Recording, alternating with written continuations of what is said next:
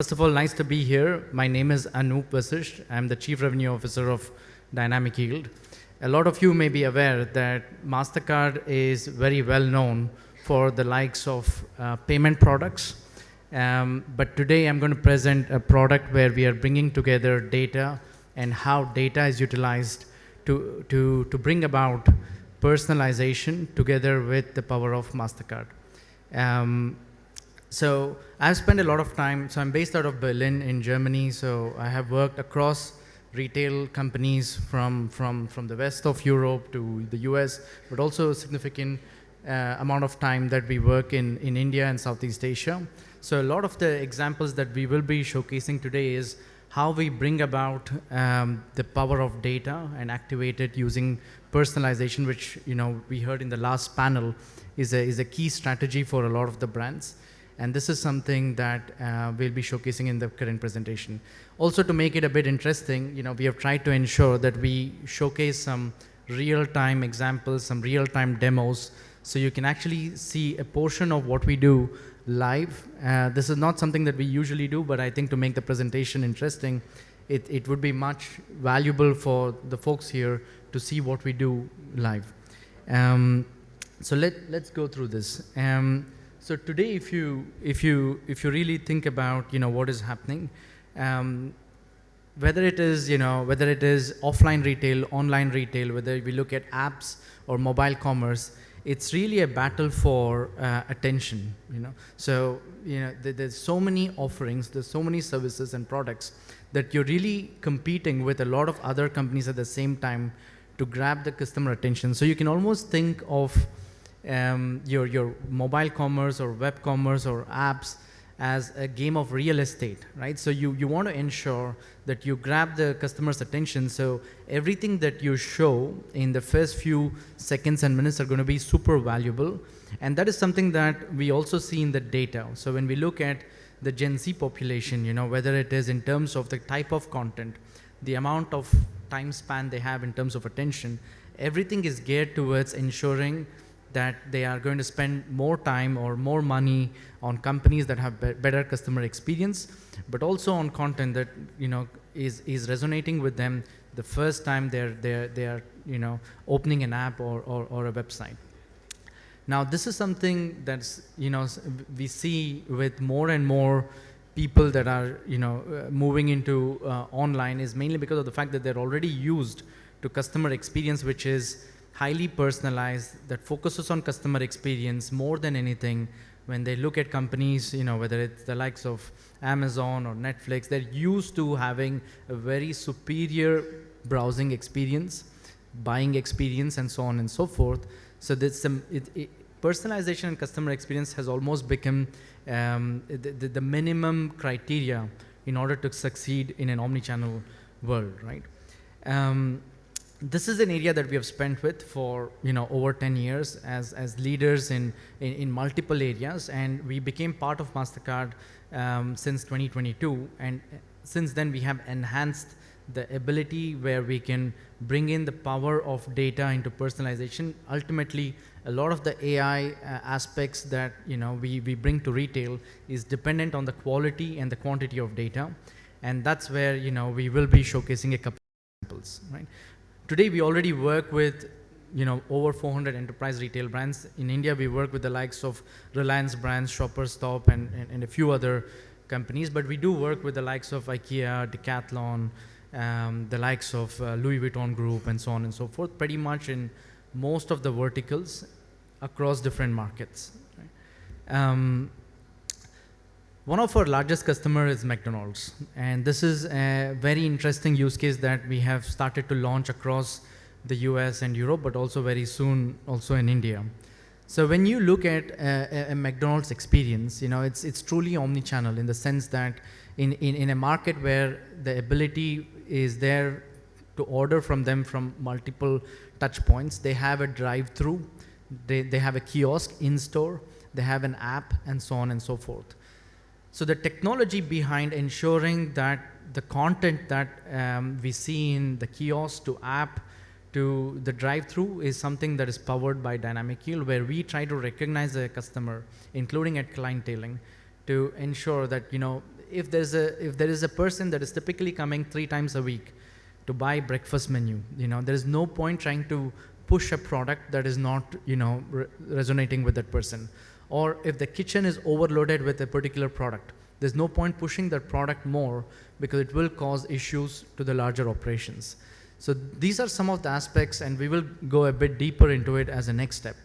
But today, let's say the last 10 years pretty much went into testing different aspects of how AI can be adopted, how machine learning can be adopted in aspects of retail. And I think today we are at the crux where it's almost becoming a minimum criteria for companies to ensure that they're operating at scale, right? So let's have a look at some of the examples, and what I'm going to walk you through is how Dynamic Yield is looking at data as a foundation which is going to be available seamlessly, whether it is online or offline, clienteling, QSR, digital dashboards, and how you can monetize using the data to personalize the content, offers, products, and so on and so forth.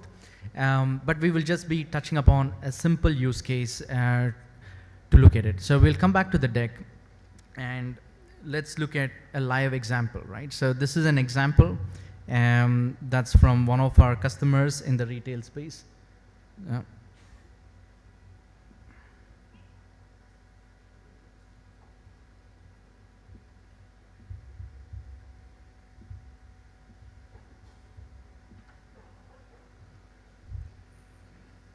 Okay. So I'm going to walk you through an example of a demo of how Dynamic Yield is supporting and powering a lot of leading brands. And this is an example about what's happening under the hood and how we are supporting. And again, this is a demo example, right? So let's say, I go to, Sephora, and for practical purposes, it doesn't matter, right? Whether you're selling sportswear, whether you're selling fashion, whether you're selling home and living products, whether you're a mono brand, whether you're a multi-brand player, and so on and so forth. So when I come to Sephora, and usually it's my wife who is buying from my laptop. So when I come here, Sephora already knows a lot of data about me as a user. So for example, and some of you may not be able to see here, so I'm going to talk about it. So under the hood, Sephora already knows that I am a person who probably likes a certain type of product in a certain category, in a certain price point, in a certain type of subcategory, and so on and so forth. And the key when we talk about AI and retail is how can we ensure this data is omnipresent, that this data should also be present when a person, when you walk in with a loyalty card into an offline store, the person may be able to say, hey, this is a price sensitive customer.